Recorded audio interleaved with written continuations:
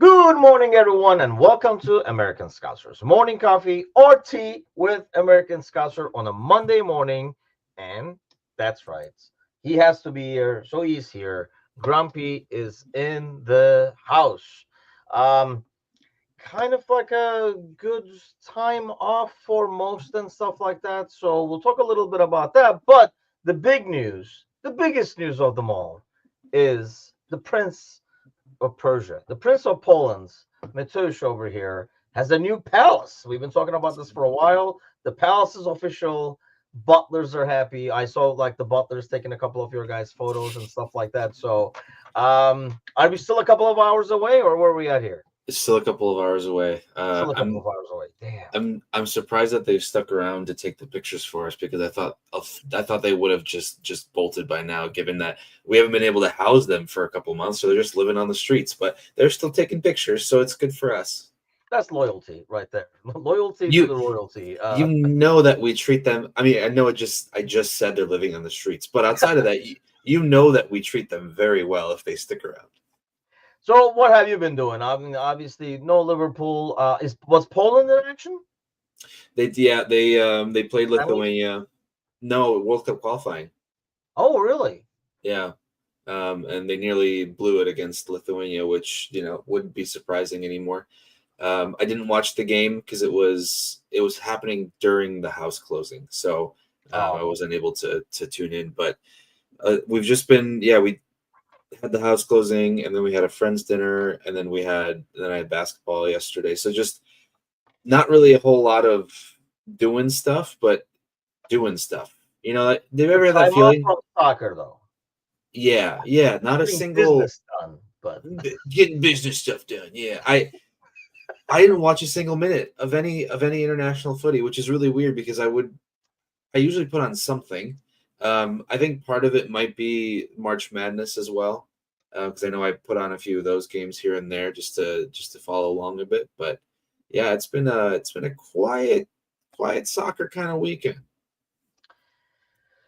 March Madness. I don't know. Like, was kind of looking forward to it. We're like, this year we'll get like try to pay attention more to it. I don't know. Like watching this, they should do like a Peacock goal zone kind of a thing going, like Goal Rush, where like at least they go to switch to the games that are close or something like that, or watch multiple games at once. Because honestly, watching a single basketball game is quite painful. And honestly, there haven't been a lot of them that are close either, because every game we basically looked at, good morning, Alan, has been kind of a dud for the most part, where, the favorites, the other team gets close and they're like, shut up. And then they go back up by like 10, 15 and stuff like that. So, but I I was did watch a lot of soccer, actually. That's because Turkey has been playing. They played Hungary well, actually, in both games. Um, I mean, the scoreline flatters them, to be honest with you. I thought it was a lot closer, but they won 3-1 at home, 3-0 away. So did some scouting there. Watching Saboslai in action, and watched Kirkez obviously play for them as well. And then yesterday I looked at Fenerbahce played in the morning. I mean, so Turkey played in the morning. So I watched the afternoon games, and 3 out of the 4 games in the Nations League went to overtime, and then these were the second legs, and then two of those went into penalty kicks and stuff like that. So it was like good, exciting soccer, I have to say. It's odd because normally this time of year, you don't see the players as much into it because there's so much going on in the background in the league. But I don't know. To me, it felt like it's meant a lot for everybody the way they played. Yeah, I mean, I can't say that I agree with you because I didn't watch it, but I think that usually what you say when you're watching, or what your takeaway is pretty on the money. So I will go on record and say that I believe you. And I guess my question then to you is, why do you think that is? Is that particularly now it was something that mattered more than other times? I don't know. That's a good question. I don't know if like some of these guys have. I mean, a lot of the leagues, except I think a few, are done and dusted in terms of the title race. I mean, obviously there's like a lot of injuries. So like Netherlands yesterday was missing a lot of people and stuff like that, which gives opportunities to the guys. And I think part of it is the managers are a lot smarter. I know I saw it in Turkey as well, where they do use it, and that's what it was kind of meant to be. The thing was supposed to be like glorified friendlies in some ways. They took away the friendlies. They were like, just why don't we make money off of you guys? Why don't you guys play these, and there'll be something at the end of it, kind of a deal. I think maybe that's like part of it because I mean, I know like Turkey had a bunch of like young kids playing, like 19-year-olds, like getting their debut, like international debut and stuff like that. I don't know if that was because we got the deal done and early, but then you look at um, some of these teams like trying like new young players and stuff, partially because of injury, partially because they're trying to bet them in before the World Cup qualifier stand and stuff like that. But it was like good soccer overall. Like it was enjoyable games overall. Obviously, Turkey was winning, so that kind of makes it enjoyable. But a lot of like good scouting being done. I mean, I'll tell you what, Szoboszlai can be a really petulant and crabby jerk sometimes when things are not going well. Well, that's because he's on the other side. What? That's because he's on the other side. He probably has similar things he's doing when we're watching him, but we don't look at it like that to way. his teammates. Oh, well, okay. Do you think that is because he is on another level than most of them, and he's frustrated? Because we talk about this all the time, where you have guys that come from countries that aren't typically stacked with talent, and then these guys are playing in their clubs with all of these world-class players next to them all the time, and they have to go to a country like Hungary, let's say, where there are only maybe 2 or 3 players outside of him that have a shout at top leagues or top teams in top leagues. So I guess, is it more just frustration that everyone else isn't as good, or do you think he just gets annoyed no matter what? I mean, even if that was the case, I just feel like that's not good leadership. That's why I was kind of shocked. I mean, we've said this before in terms of like how young he is down the road because his actions are definitely leading. I mean, he was busting his ass off again yesterday. And like his running and stuff like that, and still going at it hard, even though when they were down like 3-0 and stuff. I think like when you just look at his actions, but so you might be right. Maybe part of it is frustration, but a lot of like arm waving and things that he normally only does to Nunez. He was doing it to the entire team for Hungary, which I thought was really, yeah. I mean, it could be frustration because I think they were obviously I guess they haven't lost at home in like a year and a half or something like that. I was just pulling that up because at home, I mean, because they've been in this Group A for a while now. So they tied Netherlands at home 1-1. They tied Germany at home 1-1. So they've had like, and then all the other ones are wins, obviously, because obviously they haven't lost at home. But so I don't know if it was part of like over on the up and up, and then suddenly when the thing collapses, it's even more frustration. I don't know. It just felt like he was showing it a lot more than normal. Yeah, maybe it's on the back of getting knocked out of the Champions League, losing a cup final. I mean, you add that on top of everything, just emotionally, right? And that's another kick to the gut. I mean, similar with Van Dijk, right? He played 120? Because I didn't even check anything or watch it. He played 120. He lost in the PK shootout again, right? Second time in 2 weeks. And I don't know did Gakpo play? Gakpo played. He came out, I want to say maybe like 60 or 55, somewhere around there. Yeah. So I can see that maybe emotionally, especially for some of those guys, having to go through what they've just been through. I mean, Van Dijk's loss probably hurts more overall than Sobo's loss. Granted that, it's not great to get smacked 3-0 at home, but losing in a penalty shootout after just losing in a penalty shootout, that's tough. So, if anything, I don't know if there's any good to take from it. I don't know if you have anything that you would say is good to take from it as far as our players are concerned, because I don't see anything. If someone had a great performance, or if let's say Sobo had a hat trick to lead them back against Turkey and push them through, like that would be something that you could get excited about. But seeing how they both went out, I don't know if there's anything that we can be excited about for them. Yeah, I mean that's a good point. I really don't know. Like I don't think so. Most of that comes out of that. And you're probably excuse me. Like you're probably right. I mean, it probably just you had the frustration of being out of two competitions there. Now you're out of this too. I mean, you're not basically this was more like a playoffs who goes up, who comes down kind of a deal. But yeah, that's another thing you lose. So I guess it could be compounded frustration. I don't know, like you really I'm kind of like grasping at straws over here because Scotland lost as well. So they're out because I think they lost to Greece, right? So yeah, I don't know if they have. The only thing probably from these games that I can take away is the fact that you had um, the Gakpo playing that many minutes tells me by the time we come back, he'll be able to start because we have like another almost 10 days over here. Yeah. So because he started and he played like 60 and stuff like that this game, I do really think he's gonna be able to come back and start. That's like a rare positive, really. I don't see. I know Diaz had a great goal against like Brazil and stuff like that, but in terms of like accomplishments, I don't know if anybody is gonna come back saying like, "Did you guys see me?" Like, yeah, I don't think there's anything like that. So you obviously Everyone's don't watch the U.S. game either, but go ahead. no, I did not know, but I was going to say that everyone's going to come back saying not saying anything at all, not even going, "Hey, did you see this?" Because they don't want anyone to see anything whatsoever. I think the only person who would want to say something would be maybe Costas because they beat Scotland 3-0. Like that's the only thing that he could have. But other than that, yeah, there was.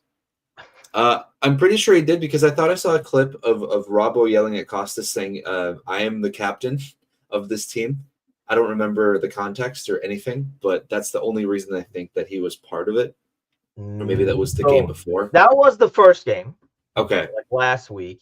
I think Scotland won that one 1-0, I want to say. The reason they probably won 3-0 yesterday is Costas was not playing, looks like. He was off the bench, never subbed in either. So I don't know if there's something wrong with him or what the issue is there. But yeah, so that could be the silver. Like Robertson did start and looks like he came off. But yeah, I mean, there was really nothing. I know like Konate thing was big, but they said it was like tactical. I didn't watch to see actually if he played yesterday at all and stuff. But yeah, not a lot of good to take out of this apart from kind of getting away from it and like looking, doing something else. Sometimes doesn't matter how that other thing is. When you go away and do something else, it kind of clears your head on the other side. There could be one good thing is that Ali doesn't have to waste his time in South America anymore. So he's flown back to Liverpool. So that's at least a good thing because I don't have to worry about that then. Yeah, did you see that? Because that looks it was rough. It looked really bad. It looked awful. It much worse than God, I feel so bad. I can't remember who it was that bumped into Ali. But it looked worse on his end than it did for Ali's end because the way his body sort of buckled and just collapsed, that you didn't. No, not a good sight. Shelton says the Legends matches were, but I did not get to see the Legends ones actually. And honestly, it's kind of totally slipped my mind. Normally, I have my like weekends scheduled around like gate kickoff times and stuff like that, and it just felt like all week I was like, I don't have any games to worry about, so I totally forgot about it till I saw Shelton post a couple of things on Discord afterwards. I was like, that's right, that was on, kind of like a deal. So I didn't get to see that. The Germany game, Germany had like a corner taken quickly goal. I don't know if you saw that one, but yeah, I mean, that was like an interesting game. I watched the Netherlands Spain just because it had more of our boys for one, and that was a really good game. That was like quite an insane game. A lot of penalties and stuff like that. But so let me ask you about that. So obviously everybody's taking the time off.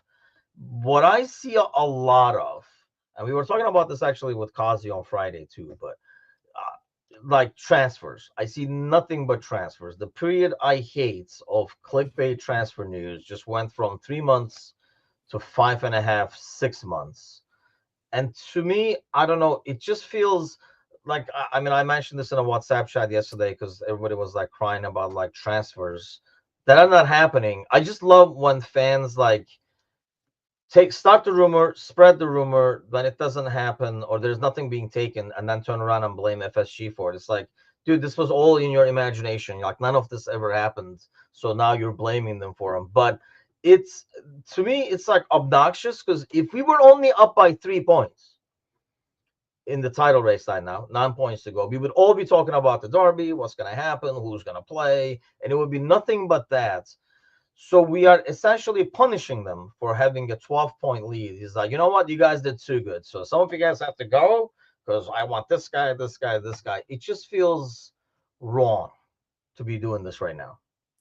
Absolutely. We can't even sit here and enjoy something because it has to get ruined by I blame your everyone. generation, by the way.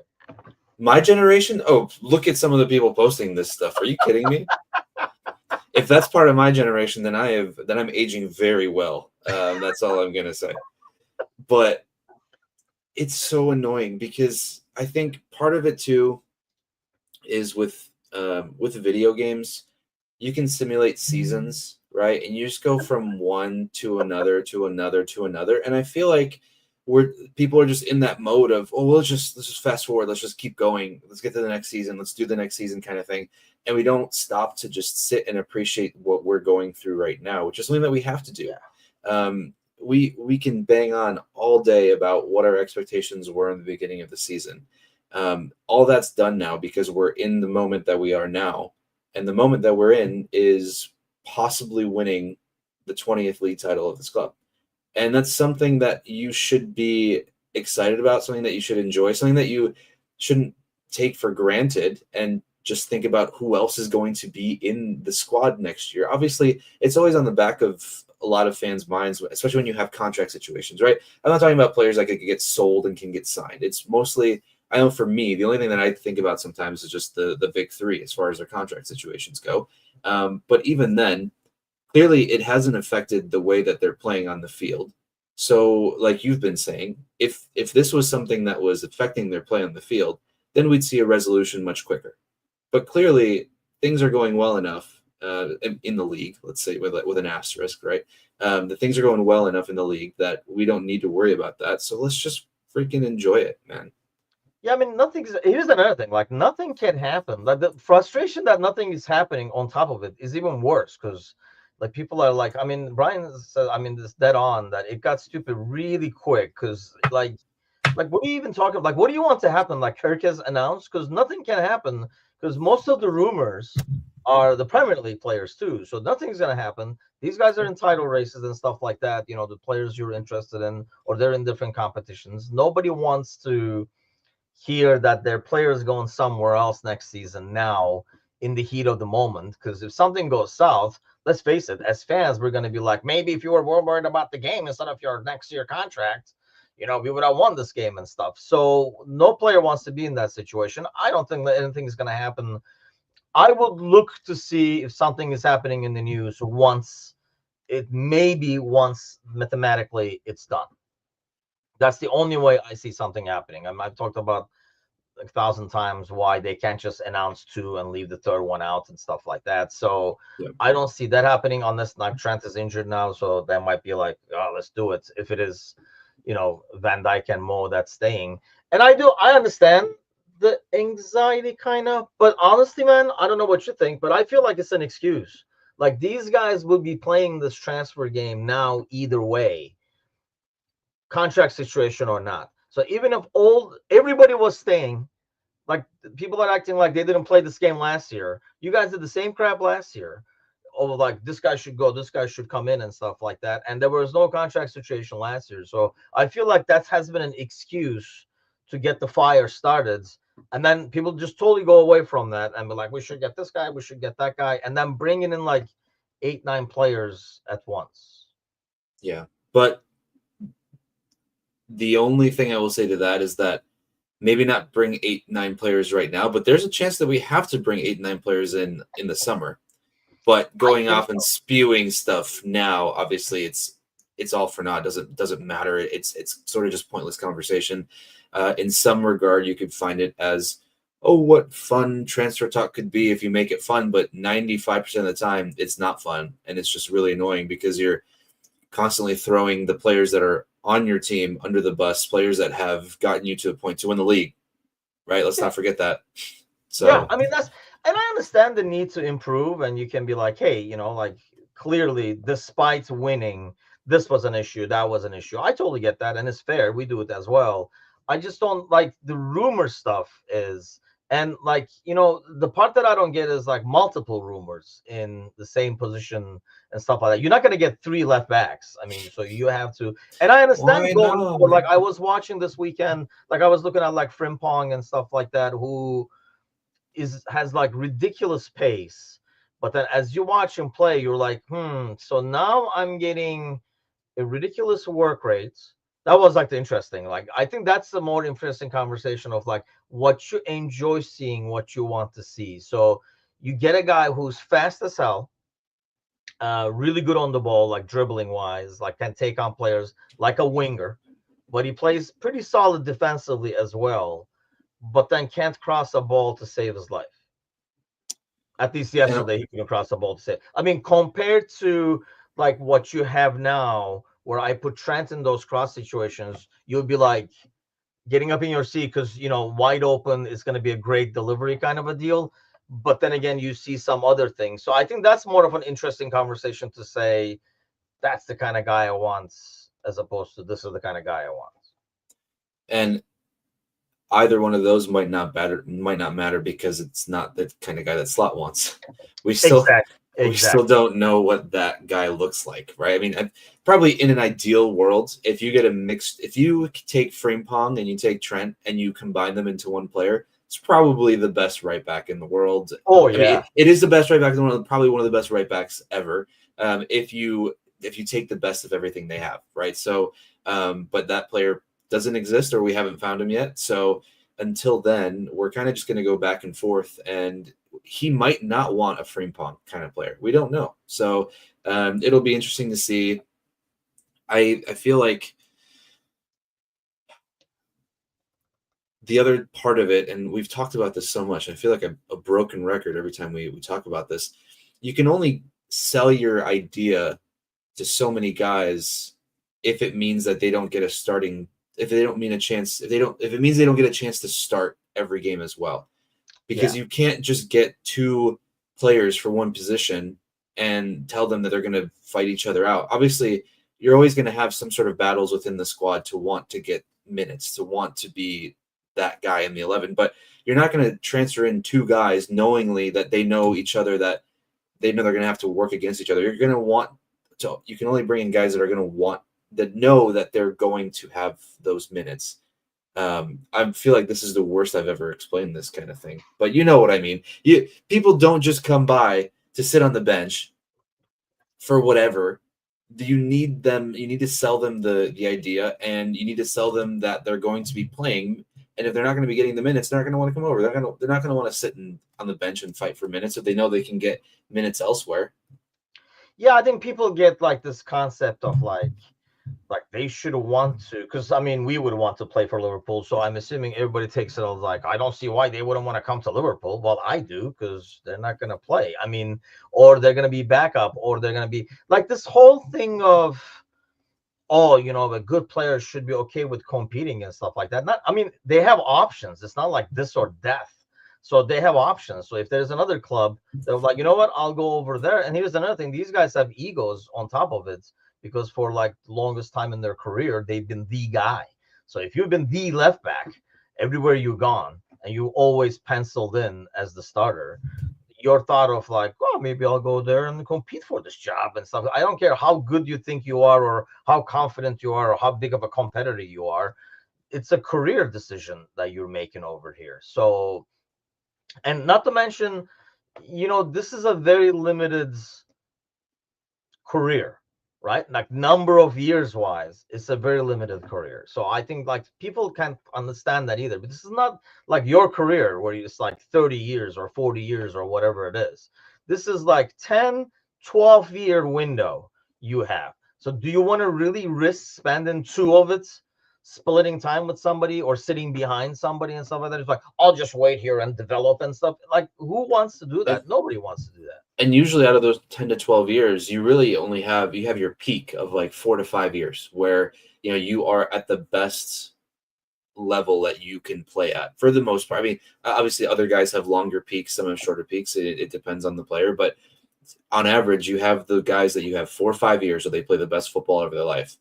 And like you're saying, you're not going to take those 4 or 5 years trying to battle it out against Harvey Elliott for a midfield spot, right? Yeah. Especially if you can play elsewhere. So This is a good point, though. See, I'm like kind of torn on this because until a month or so ago, I would probably agree to this. Mind you, we had the same thing during the club era as well, like in terms of like substitutions and rotation and stuff. But I mean, if you looked at it upon it like until a month ago, I think Trevor is right, where he's like, yeah, but he never like rotates as much. So I am going to sit back. Like it's not like, no, we need depth, man. We're like in 4 different lanes over here. So you're gonna play a lot and stuff like that. We're like, really? Because it doesn't look like it's like that Elliott guy never plays. That kid looks good.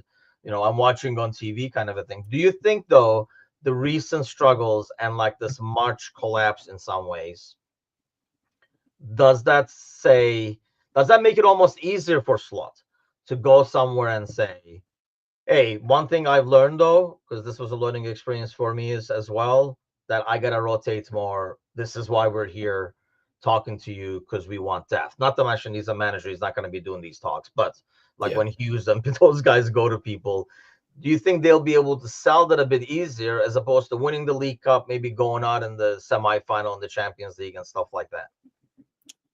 I think so. There's also a possible world in this that the guys that you have as depth options aren't guys that you normally would want to have on your team. We can sit here and see the impact that guys like Harvey have had on the game, like Chiesa have had on the game, but they might not be, weirdly enough, since Chiesa did come in this year though, but they might not be exactly what Slot needs as depth. So if maybe his system is predicated on a bit more rotation, if he has guys in there that he wants, that he knows that he can trust to rotate, because that might be the other side of it, is that there just aren't those guys that he can put in, because we've had stretches where, if Sobo wasn't in the midfield absolutely collapsed, right? It just didn't look the same. So how are you supposed to rotate his position if when you do, everything falls apart? And so I think there probably is a little bit of balance of guys that he needs to use in the system for rotation and just overall how he approaches each game. But so I think this summer is going to be a huge summer of change in one way or another. I don't, even if one of the 3 re-sign, I don't think that's the case. I think it's either 2 or none is really what I feel like my head is like. So even if 2 of the 3 sign, there's still going to be a lot of movement outside of that. If 0 sign, obviously there's going to be a ton of movement. But so this summer alone, there's going to be a lot of change. We're going to kind of get a feel for what he brings in, and then this next year we'll see if he is more of a rotational kind of manager, if he has the pieces that he wants to rotate. Yeah, because I think that's like the issue. Like we've been talking about it for like, I don't know, like I've been asking different people the same question in terms of, do you want a guy on the bench who can come in and give something different, or do you want a guy on your bench who can come in and do the same job? Because the guy on the pitch right now is either tired or is having a bad day or whatever the case might be. Because right now it's good. The bench, I think, is good where things are not going right, and you can kind of tweak things a little bit. It enables them to change a little bit and use a different kind of player and throw something different at the defense. So is that what he wants, or he wants to be able to bring more of the same, just fresher, or maybe in like better form and stuff like that? So that'll be interesting to see. I mean, I hate to be the bearer of bad news, but I feel like this next season is going to be what we thought this season was going to be, because we thought this was the transition year. It's going to take a while.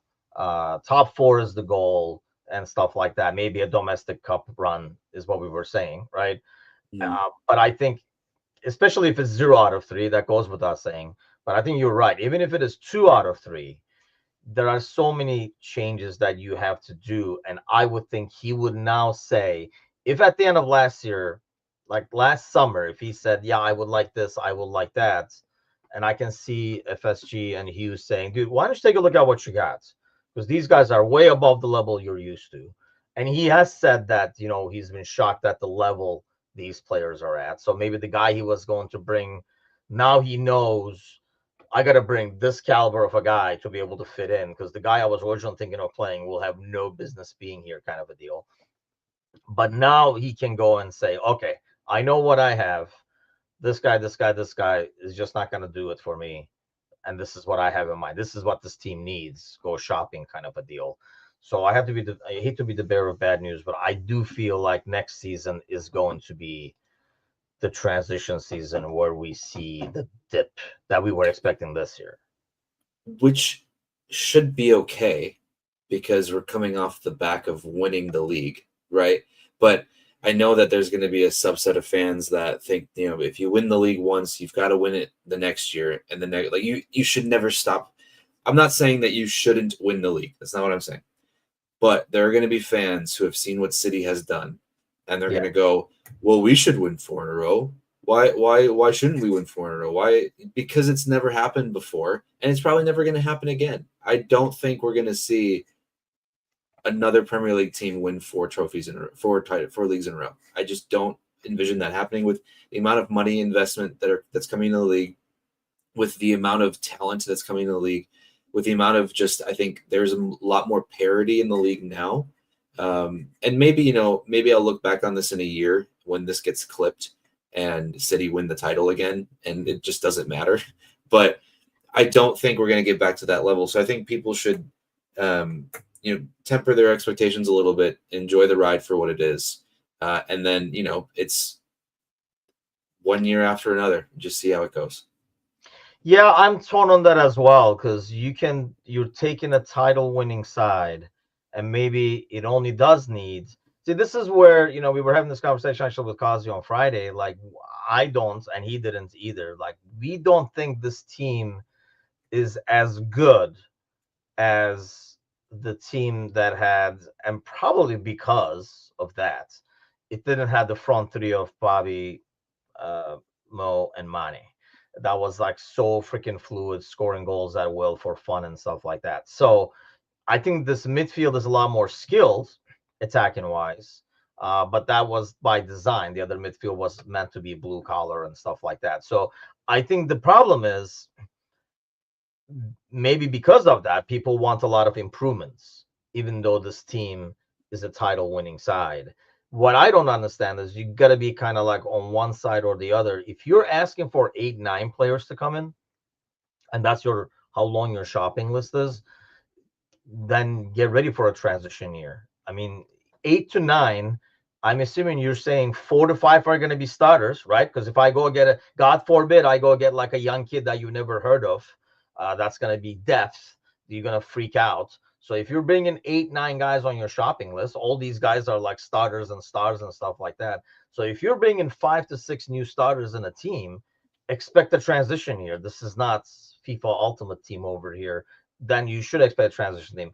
If you don't want a transition year, then you gotta only tweak, like improve your bench, step it up a level maybe, and like get a couple of guys that fits the system. But I just, with the money you have, I don't know what direction FSG will go, because it does sound very sadly American to say, you know what, we won. So like the window was there, we capitalized, like these trade deadlines, if you will. We capitalized, we won the title. All right, contracts are up. Let's start over again. This gives us 5 years because, we just won the title, for God's sakes. Let's open a new window. That's what I worry about. Yeah, but I guess it depends on what that new window ends up bringing. If it ends up bringing a couple domestic cups, maybe a Champions League, even maybe just a finals appearance or something like that, then I think we'll be able to judge whether or not it was successful or not, because it's going to take time, and it's going to require patience, which I know is a very difficult thing to have as a fan of a sport sometimes, because we want everything so badly all the time right now. And so it's going to take some time. I think back to the year that we won the Champions League and missed out on the Premier League. And then the next year we won the Premier League, and I kind of just forgot about missing out on the Premier League the year before. And so even if, let's say, this because this will be a transition year. Even if there's some sort of a trophy, I think everything else will get kind of, not, I don't want to say washed away, but it'll feel better to have won something after winning the Premier League than to come out with absolutely nothing. Even if it is a League Cup or if it is an FA Cup, or I mean, if it's a Champions League, I think none of us care that we didn't go back to back in the Premier League. No, but it's. I mean, yeah, if you come out of the Premier League title winning season and you only end up next season with the League Cup, that'll be like, taken as a huge step back automatically by default. I mean, I think we would as well, right? Like, you took a step back. You can consider it at that time, if there's a lot of new players or whatever, like step back to take a leap ahead kind of a deal or whatever. But at the end of the day, you would still say, yeah, this team went backwards, because from winning the title with 4 weeks to go, blah, blah, blah, it went down to just barely winning the League Cup, the Mickey Mouse Cup and stuff. It'll be Mickey Mouse Cup again. So I guess, like, my thing is, if we're going to be getting, like, Brian Shelton mentions, and this is where I get like stuck with like a lot of fans, is like Van Dijk and Bajcetic, for example. Those guys coming in could be like the depth that slot wants. I don't think so, but it could be, right? It could be like, good, because that's the kind of guy I wanted in midfield. But fans won't buy that, because, that's not what, these fans, I should say, wants. They want these guys to get minutes and opportunity, but at the same time, they do want to sign other guys that will play over them as well. Because it will be the old of, like, it's like a new signing when a guy comes back from like an injury kind of deal. Otherwise, I do think Isolak Bajcetic, for example, is a good fit for this midfield style wise, right? Because I do find him like a little Gravenberg like, but his issue was strength more than anything else, and hopefully, he's growing into the man's body kind of a thing. Similar issue with Van Dijk, I thought. He was sometimes like too weak and would just like collapse and stuff like that. So, I mean, those players coming back, Mateusz, at the end of the day, won't appease a lot of fans who just want to go shopping. That's all they really want, is just go shopping, not necessarily fill holes. Just go buy some new stuff. It's not the new sexy shiny toy, right? It's sort of the toy that you got for Christmas that was actually really nice, but you got distracted by something else, so you played with that for a few months. And then when you went back and realized, oh, I did have that really cool toy then, it doesn't feel the same because you'd received it before. Yep. And so, unfortunately, even if, I think similarly to you, I don't think Doak finds a place in this squad. I just don't think he's good enough. And it's not a slap in the face to Doak. It's more of I just don't think he's going to be strong enough to play at the highest level. I don't think he's going to be big enough. For me, I don't think he's going to be cut out for a team at this level, at this high of a level. But I'm happy to be proven wrong. It's not one of those, I'm not going to root against them. I just don't want to also put my expectations so high and go, well, he's going to be a Mo replacement, right? He is the guy that's going to be banging in 50 goals and assists every single year, because I just don't see it from him. And so I think that's the tough thing too, is that we want these guys to succeed. And it kind of, it's just made more frustrating by others who even if they do succeed, let's say, they still won't be as happy because we didn't buy someone to succeed. So it's the amount of money spent, and I think that's another thing. Like, if the decision is made where we're blowing it up, right? You're probably getting more of guys that you feel like are going to become that $70-80 million player, as opposed to going and buying players for 70-80. You're going and getting these 25-30, $20 million guys, bringing them in from, like, the Dutch league, Portuguese league, wherever, right? So I think people will be very disappointed seeing that, because, like you said, they want a shopping list of, like 300 million spent or whatever. Chambers, Luke, I'm your father. Luke might be coming back. Where's he at? I don't Wigan? remember. Wigan, is he the one at Wigan Athletic? I think so. Yes, he is at Wigan. And he is, like I say, these guys, I don't know. knowing what Edwards sometimes does is he does sometimes like get these guys if they know, hey, he's not going to be good enough for us. That's one thing I think with like Edwards, not Hughes, but Edwards is not shy to just say, you know what, he's never going to play for us.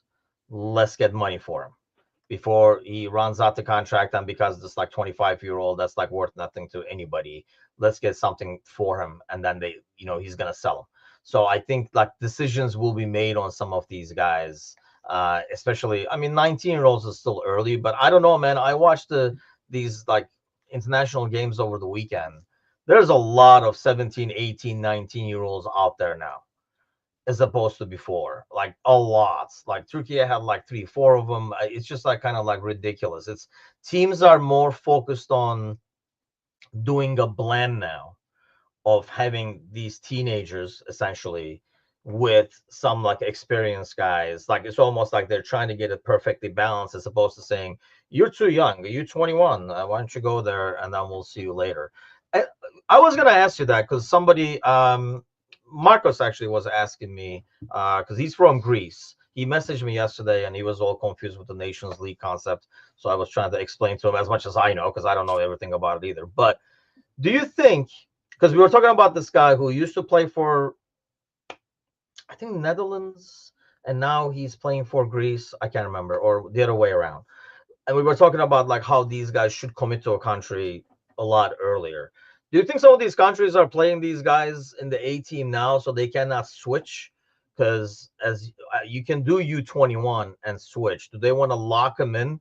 Because it's really odd that they're like Turkey started this kid, Yusuf Akçiçek, who's just Mourinho just started playing him for Fenerbahce. He's like 19, great center back, and but I think he can play for like another country. I can't remember. I think it's Netherlands again.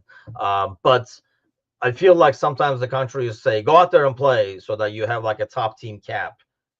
Now you're Turkish, baby. We locked you in.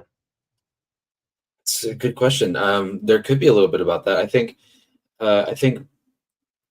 it's probably more important for countries that have, no offense, like a little bit less talent to be able to lock those guys in if their other choice is Talking about Poland? What are you talking about? What are you referring to? Dude, Poland is on another tier of shit. I'm not even gonna try and pretend that they're anywhere. No. That was just a joke, I guess.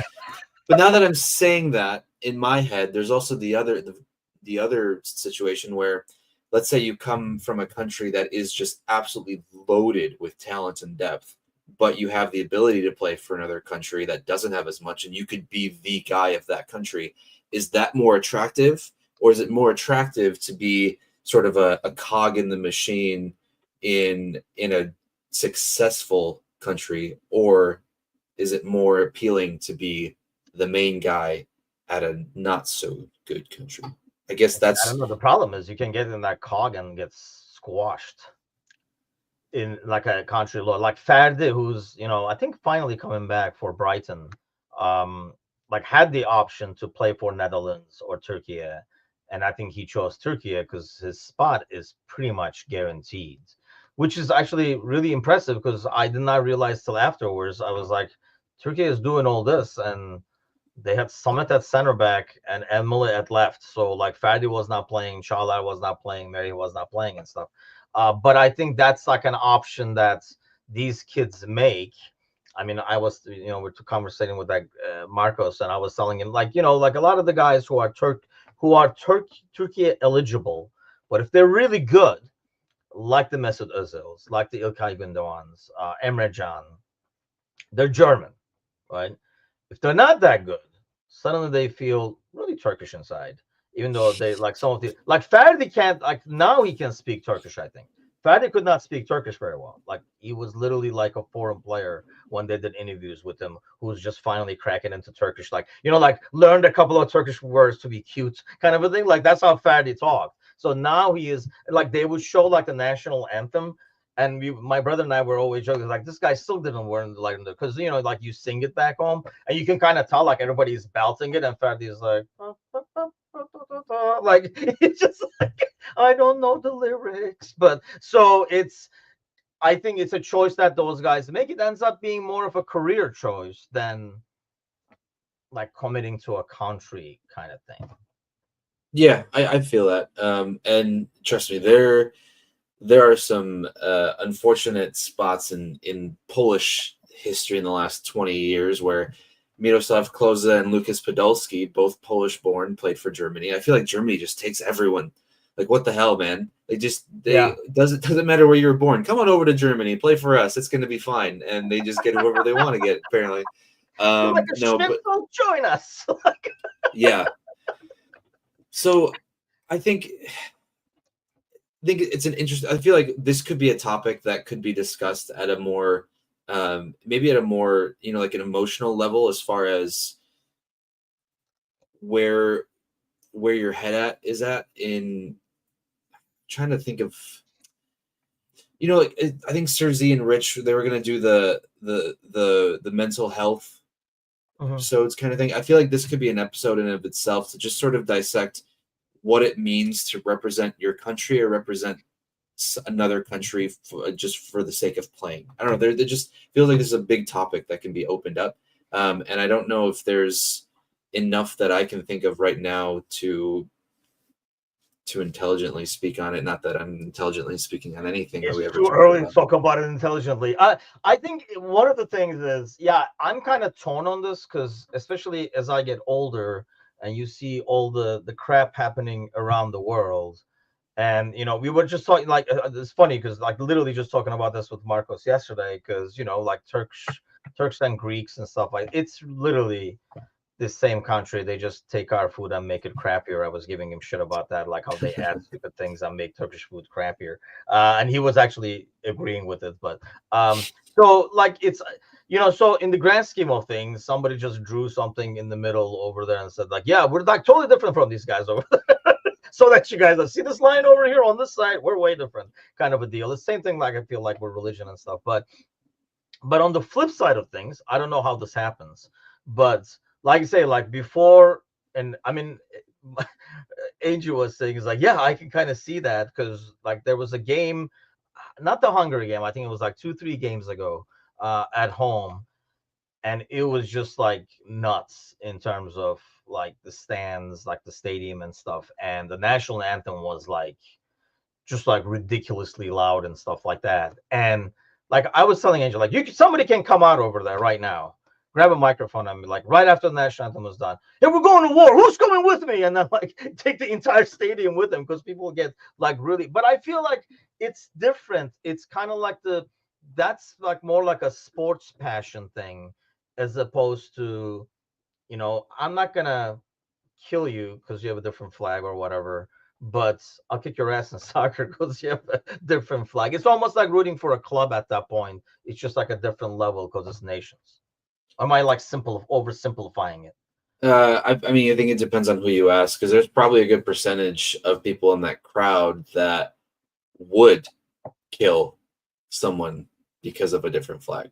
Right? I think Oh there's yeah, yeah, yeah, always yeah, yeah, yeah. But so I, there's that's kind of like a nut job deal where that's where I get older and I can't like relate. And maybe like 30 years ago, I would be a lot more like stronger in like certain things and stuff like that. I think you see how people are more manipulated as you get older by like oh yeah, politics and yeah. all that kind of shit. Honestly, borders have just been random lines that have been drawn over time, and you just happen to be born where you're born, and then it's really weird that you just, for some people, that becomes their entire identity, right? Like there's Yeah, nothing else about them but where they were born, and that is all that they represent ever. Like I feel like it's a weird thing here in the States, that people always like to talk about, how much freedom and privilege they have here, and this and that, and yeah, it's because you were just lucky to be born here.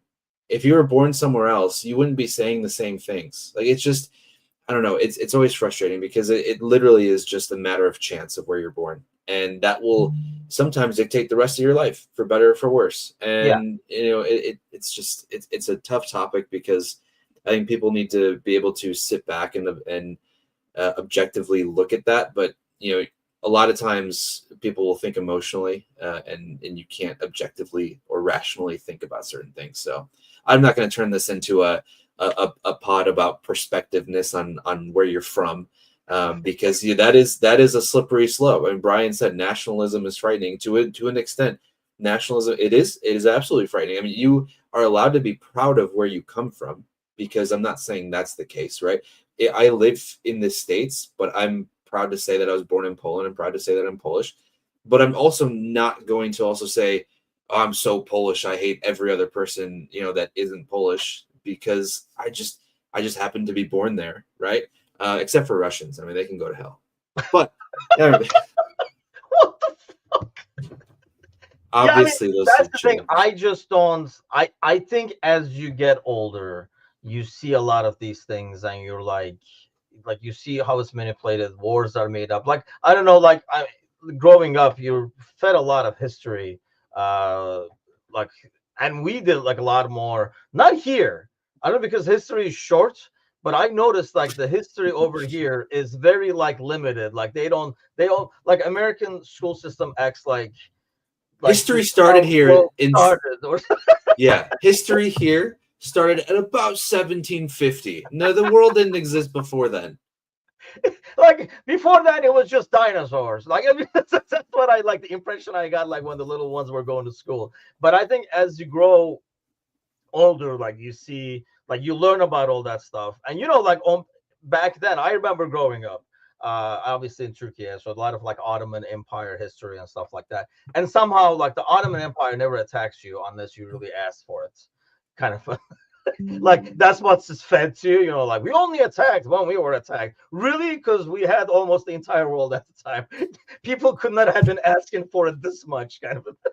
They kept fighting back. Every time we pushed further up, they kept fighting back. I don't understand what it was. It was like We just they had to keep going. disrespected the guy we sent to talk to them and stuff, like like crap like that. And I think you realize as you get older, it's the same shit is still happening now. People just like some of these countries like come up with bogus reasons to like go to war and stuff like that, and then in the middle, bunch of innocent people dying. I mean, I'll admit, I've told my girls that they can be whatever the hell they want to be, but they're not signing up for military.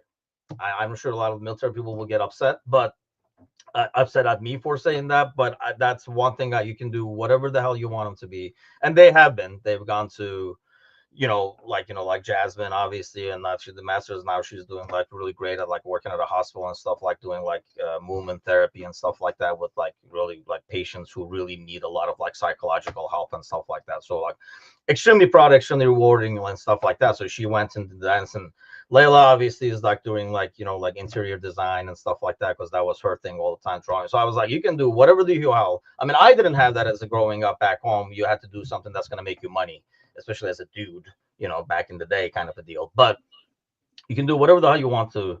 You're just not gonna go to. I'm not gonna send you to another country to die for like an oil contract or some bullshit like that. I just don't want that for my kid, kind of a deal. But I think that goes to. I probably would not say that 20 years ago. I think you may. I mean, I have definitely become. I don't know if people do. I have become a lot more cynical and stuff as I've gotten older. If you can't tell how cynical I have gotten, I think with like all aspects of life, as you get older and older, it's gonna be scary if I live another 20 years. The guy I'm gonna end up being. And I think, especially depending on where you're from, right, that conversation is easier to have, right? If you're especially if you're living somewhere here, right, where there isn't necessarily a threat of war in this country specifically, right? It's not being torn apart like other areas of the world are. And I think part of that, it leads me to a lot of frustration when there are people in this country that complain about how some men of this country are no longer men because they don't want to go and fight for their country, blah, blah, blah. It's like, you should be happy that you don't need that. You should be happy that you're not in a position where you have to send everyone to war to make them men, to have them grow up quicker, whatever the case might be. It's not a good thing that we had to send millions of people overseas and have thousands of people killed and not have sons come back, not have brothers come back. Right? It's not it's not something to be necessarily proud of. To be proud of it as a whole, but I'm not going to want to send myself or send a family member over just to make them stronger. It's a stupid reason, right? And it's And I just think it it's should different be because, like in Turkey, you have to be in military. Like any dude has to do a military service. yeah. Um, like depending on like your education, like how long you're gonna do it and all that kind of stuff. Over here, it's more of a career choice. It feels like. I mean, we're Well, not talking like World War I, World War II era and stuff like that. Over here, it's bits more of a okay. Like I should rephrase that. It's semi career choice and semi the lack of options, like to be able to pay for it's college and like things like that. And that's I think more like if it was a career choice, go for it. But I think I feel bad for people who have to do it because that's their only option. And hey, some people just enjoy doing it and like doing it. That's what they want and take pride in it. That's totally cool too. I don't have anything against that. I just did not want, like I say, my girls to like yeah, go and somewhere and just military work, there's it's a big bubble of what you can do, right? I mean, you don't necessarily have to be part of the military to then have to go out to fight overseas, right? There's oh yeah, other right. So, but I think it's definitely more of the latter of the two options that you mentioned, because in this country, it's sometimes it's really difficult to be able to live comfortably on the amount of money that you can make. So that becomes an option because they're preyed upon because they know that their options are limited. So like, hey, we'll take you in, we'll offer all these things, and for better or for worse. So yeah, it's because I know Poland, especially now, it's becoming more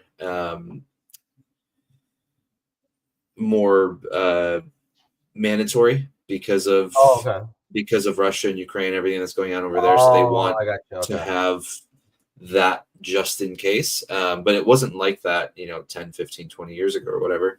But yeah, Yeah, we it's went a all over the place, but strange to topic. tie it back to what we were talking about, I think the fact that I feel like overall there are a lot more people who kind of feel like that, maybe like in like the younger generation, and that's why this whole like playing for the national team has become more of a career decision too, and not just like, nope, this is the flag, I go behind it, even if I'm going to be fifth in depth kind of a thing. They're like, they have kind of a nice looking flag too. I'm just going to go and start over there because my dad is from there and stuff like that. So I think it has become a lot more of a career decision in most players. I think like somebody Hassan was saying about like for example Musa playing over here. There's like a ton of examples of players like playing for another country that they're like kind of like a loosely related to as opposed to the country that really related to because it gives them an opportunity to play. I'm kind of on the fence or like how I judge that, to be honest with you. I think it does water down the whole like national team thing a little bit. We didn't get to talk about it, but it's kind of like this whole like that's why I feel like really I never was into college sports here anyway, like because I feel like really hard to get connected to a team. If I didn't go there, why am I going to root for them? And then they keep changing. It's like like obviously it's kids and stuff like that. Mm. And I feel like with the NIL and stuff like that, that has totally destroyed that aspect of it. For example, like this whole people used to tell me, dude, it's so great. They play for the purity of the game. No, they don't. They're trying to get like a pick. Maybe the guy who's playing for freaking Colorado State is playing for the love of the game, but most of the other guys 10 years ago were playing like on the top schools were playing for a potential shot at the NBA and stuff like that. Now, I mean, I think I saw somewhere that the starting five's average age for Auburn is older than the Oklahoma City Thunder, Yeah. because kids are just staying in school now. So like all these freshmen, instead of being a freshman, they're in junior college and stuff. I think it's basically kind of like sometimes you can have something that's just like a little tweak, but it can destroy the whole like the sentiment behind it. I think that's what's happening with national teams when you get people who can just switch around. I think they should commit, is what I'm at. Like, I'm okay that you have a choice and you're making a choice, but whatever choice you made as a U18 or maybe like U21, let's say, because once you're 18 years old, It should be like, okay, man, who are you gonna be? What are you gonna be? Yeah. And you should make a call. You shouldn't be playing U21 like 30 games for a country and then realize that you're not gonna make it to the top and then switch. I think that bugs me the most out of the whole national team eligibility thing. Yeah, I would agree. I think the only thing that I feel like while I get your point about the college sports, I feel like the college sports though in this country is the closest that you can get to fandom that is similar to fandom of soccer overseas. Because Really? people, I think so. I think so. When you look at like college football games, for example, the amount of passion and just the atmosphere alone, like in professional sports, I just feel like there isn't the atmosphere in this country as much as Oh, as okay. I see what you but mean. I'm Okay. yeah. So that's what I mean by as Like a similar game to experience thing. yeah. Well, Okay. just no game experience plus actual passion for that team. Let's say I feel like people who root for a college passionately will only ever root for that college. Whereas here, professionally, people kind of waver here and there between different teams sometimes because it Because just people depends on follow who's. players sometimes. Yeah, right. Whereas you can't really follow players. I guess you can now more so in college because of the portal and players are bouncing around a lot. But it feels like your allegiances are a lot more set in college than it Hmm. is professionally. That's Because interesting. I didn't think of that. You might be right. You might be onto something. my one of my roommates from college, my best friend, he'll always he's a huge Iowa Hawkeye fan. And if you find Iowa Hawkeye fans, you know that everything is about the Iowa Hawkeyes. It always is. There's nothing. There's no professional sports team in Iowa to root for, so that probably helps a little bit. Yeah. But everything in that state is about that college and that program. And so when I was trying to get him into the Premier League, his first comments were, "This feels like college here to there as far as the passion is concerned." Because he feels like there's a lot more passion integrated into the college sphere than there is in the professional sphere here, which I also agree with because I feel like professional atmospheres in this country, for the most part, are kind of dead unless it's the playoffs.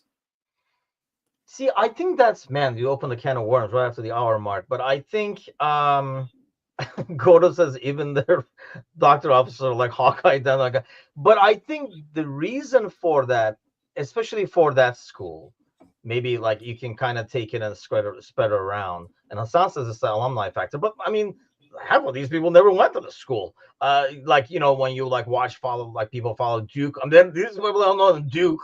You know what I mean? It's just like they're just like rooting for the team. I think like with like an Iowa, for example, the reason for that is it's the only thing. It's the only show in town. So it's more of a life and death because it's all you do. Whereas like we're in Chicago over here, right? So the Bulls are not all that right now. So people are like, oh, spring training, Cubs are going to be good this year, blah, blah, blah. And then there are different things you can switch to. Whereas the guy in Iowa, I'm nothing against Iowa. We have the Des Moines group is one of our like biggest supporters over here. So shout out to that gang there, Brian and his gang.